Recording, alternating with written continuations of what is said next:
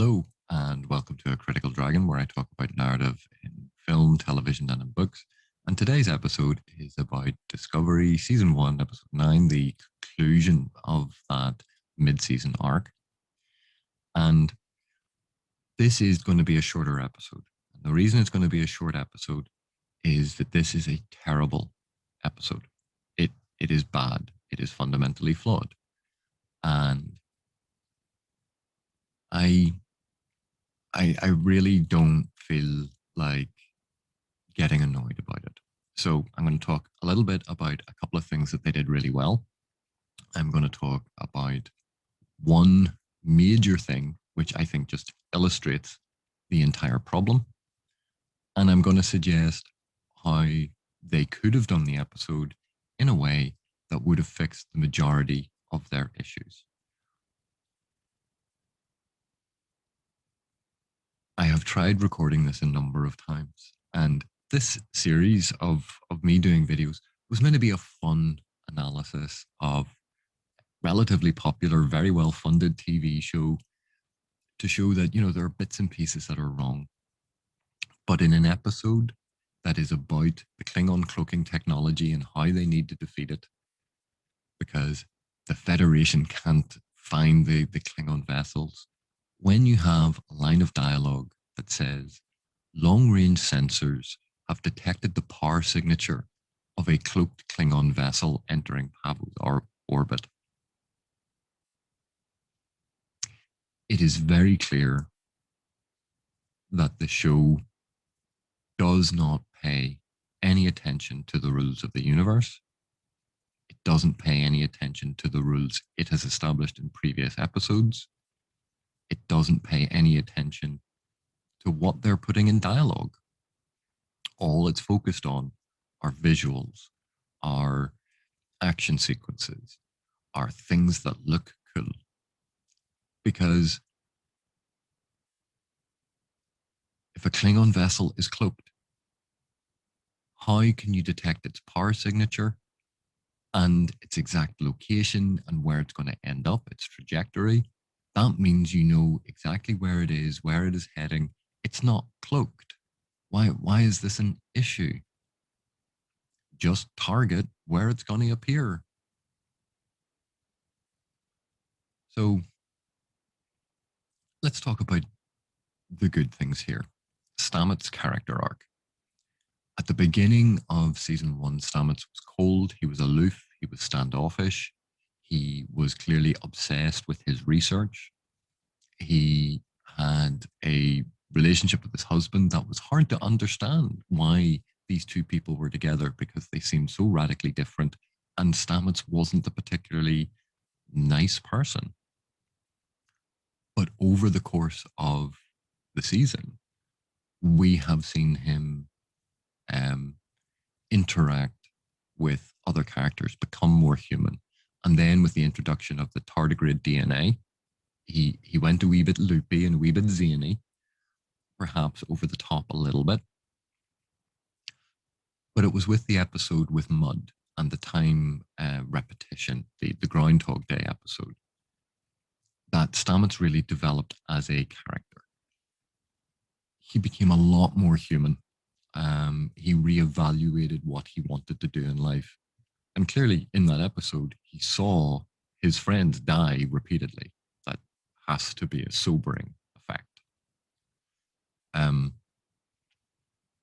so in this episode, we see a sort of culmination of this almost complete character arc, where he decides that his career it's enough. He has discovered the spore drive. He got the spore drive working. He has seen the universe in a way that no one else has. He's opened up the horizons for the Federation in the future. But it's been at a cost to his health. It's been at a cost to his mind. It's been at a cost to his relationship. And he now decides enough is enough, that there are things more important than his career, than his science. And when we can compare that to how he was initially presented, that is a huge change. but it doesn't feel forced. It doesn't feel sudden. It doesn't feel strange because it was earned over the course of the season. And I think that was exceptionally well done. Um, I think that shows genuine treatment and careful treatment of a character arc and of character development. So it's clear the show knows how to do this. The scenes with Tyler's PTSD. Um, some might argue that how it was shot and how it was conveyed was stereotypical or trope driven. But at least it was handled with a sense that we saw how devastating that condition is. That when he sees Laurel, he completely freezes. He starts reliving these memories, not just remembering them, reliving them, re experiencing them, the adrenaline flooding his system. And that was conveyed so well in that particular scene. Now, conveniently, he snaps out of it just in time to rescue the Admiral. It, it's a dramatic science fiction TV show. That's fine. But at the end, the scene between himself and Burnham, where he opens up about this, and while he doesn't give specific details, it is very clear in how he discusses it and what he is saying and what he is not saying exactly what happened between himself and Laurel. And Burnham cries. And while I have made fun of why the screenplay keeps having Burnham look all doe-eyed at the camera and tears in her eyes as she tries to convince the captain to do something, in this scene, it's absolutely perfect because she's not staring into the camera.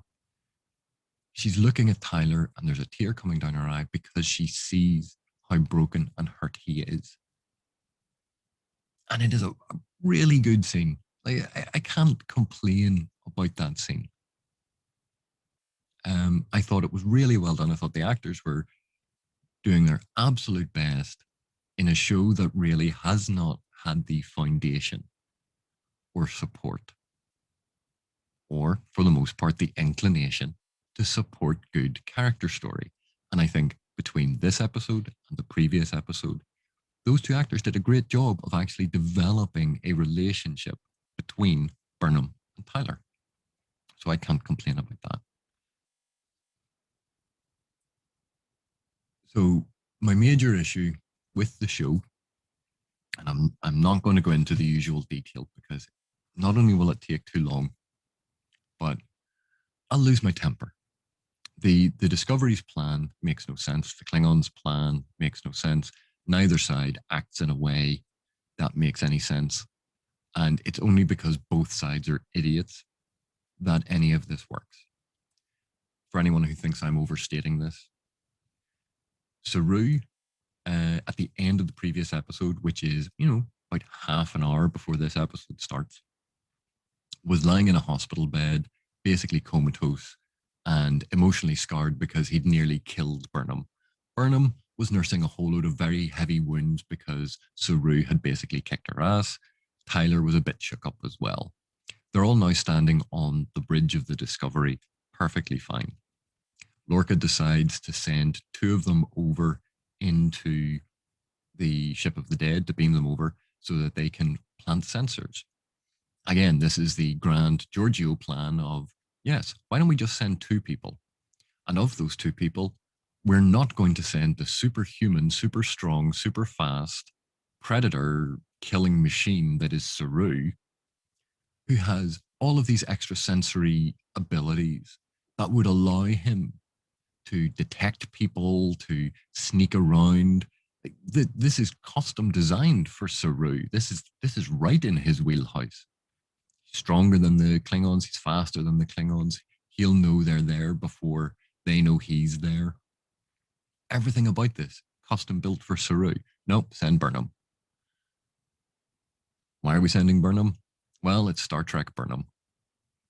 But also Burnham says, I've been there before. I know the location. So what does the show us?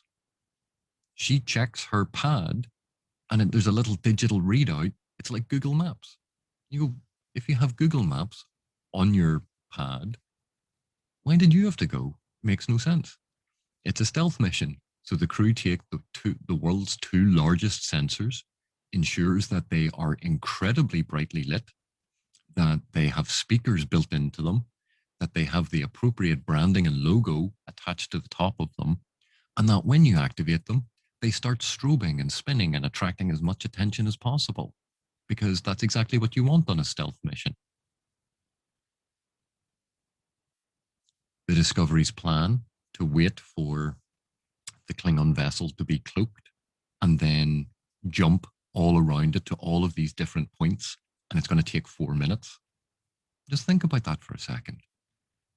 They expect a Klingon vessel to cloak but remain perfectly stationary, while Discovery jumps and appears and disappears at all these different points around it in a complete 360-degree bubble for 4 minutes. This Klingon ship is going to sit there and go, the Discovery keeps appearing and disappearing, but just off our hull. It's never really far away. It's almost as if, even though we're completely invisible and undetectable, they know exactly where we are. And don't get me wrong, the stunning visual, it looks really cool. I like the idea that they were trying to use the spore drive in a way that they hadn't conceived, as Stamets points out. It was never intended to be used this way. And you go, but that's a really cool idea. It's just the implementation makes no sense whatsoever.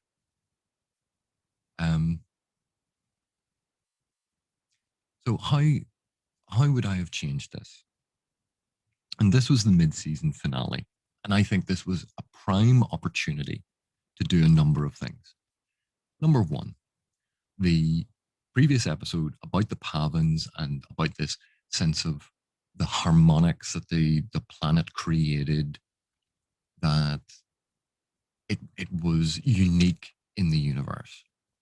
And you go, well, there's a piece of information from the previous one about a particular thing, where they are.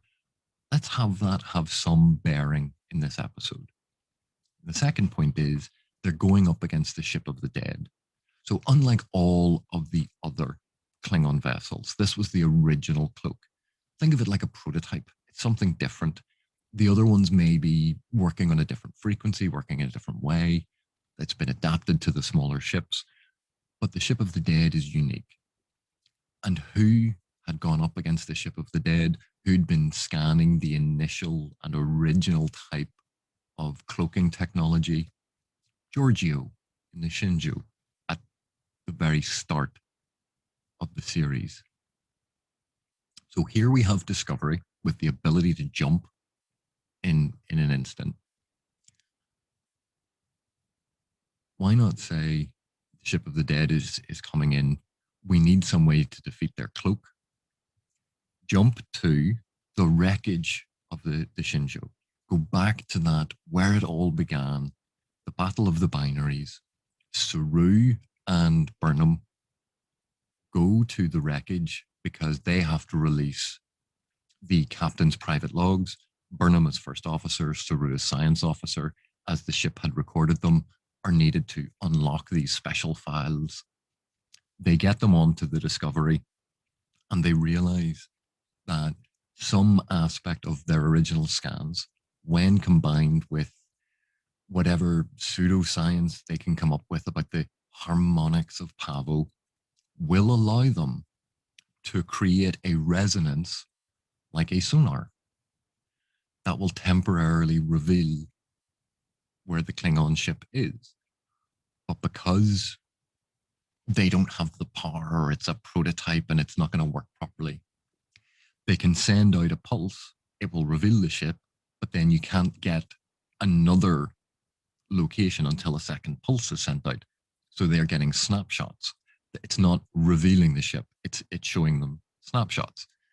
So what we then can have is the Discovery and the Klingon vessel playing a game of cat and mouse, where they're trying to track each other. Discovery keeps blipping in and out of existence. The ship of the dead keeps trying to track them and find them and set up a trap, keeps trying to get in around behind them instead of sitting in space, stationary, facing them. And so you can have this whole thing going on, and the Discovery manages to get in a lucky shot. So suddenly the Klingon vessel is exposed, and that's when their sensors pick up the Admiral's signal, or the Admiral's life sign. And so they beam across a boarding party to rescue her. Forget about the whole trying to put sensors on the ship. It was a silly storyline, but you can still have them creeping around the ship trying to rescue the Admiral. That makes a lot more sense. They get the Admiral, they manage to beam back, maybe have to fight a couple of Klingons, so you have your hand-to-hand fighting and your shooty-shooty sequence on the ship. And when they get back, Lorca orders them to target, to disable the ship of the dead. And you go, but why would he want to disable it? Because they have cloaking technology that they want to study to see exactly how it works. They have communications with encryption codes so they can crack the Klingon encryptions. They have all of their different weapons. They'll have files on what's going on and the disposition of all of the Klingon forces. They will have a readout showing, because this is the flagship, it's going to show where all the Klingon forces currently are, and they can track. This is a prize to be captured. So Lorca orders it disabled. They get ready for a boarding party, and you have Call then standing up and saying, "We will not be taken," and he detonates the ship to stop the Federation capturing it. They then say that they can adapt this technology that they've sort of worked out about these things, but it has limited use. It's not going to end the conflict. It's not going to completely invalidate the Klingons. It'll only work when they are in close range. It'll only work in those still moments to show little pings. So they can't use it to target weapons, but they can use it to get an idea of where the Klingons are and how many there are, and to plot out evasive courses. So what you're left with then is you have not completely negated the entirety of the Klingon advantage, but you've blunted it somewhat, and you haven't given the Federation a big red button that says win on it, but you've sharpened their attack. And in terms of the narrative of the episode, Stamets still had to perform all of these different jumps, one after the other, but he's constantly looking at different places in that solar system rather than always around one central point. So it makes sense. And you have the same thing happening. He can have the same character arc because they've detected a human life sign. You still have two people beaming over, only without their Ibiza disco ball sensors that for some reason the engineering department built speakers into and branded. So Tyler can still have his PTSD moment, and Lorca can still order the shoot them to disable them. And then we have Call, who is a villain, who is a megalomaniac, who we don't like, ordering the destruction of the ship rather than be taken by the enemy. And so they don't get the absolute win, but they get enough. And they've used the technology in some way from the previous episode from Pavel. They've gone back to the beginning to get the information from Giorgio's ship, which ties it into the start of the narrative. Your character arcs are all there. Basically, all the scenes are still there. And it actually works. Because what they have in the show is illogical. it is illogical in terms of standard logic, in terms of common sense, in terms of the narrative logic of the Star Trek universe, in terms of the narrative logic of Star Trek Discovery, the season, and in terms of the narrative logic of Star Trek Discovery, this episode. None of it makes any sense. And there's no point in going into it. And there's no point in me getting annoyed. So I know this is a shorter episode. I hope you enjoy it. And I'll see you in the next one.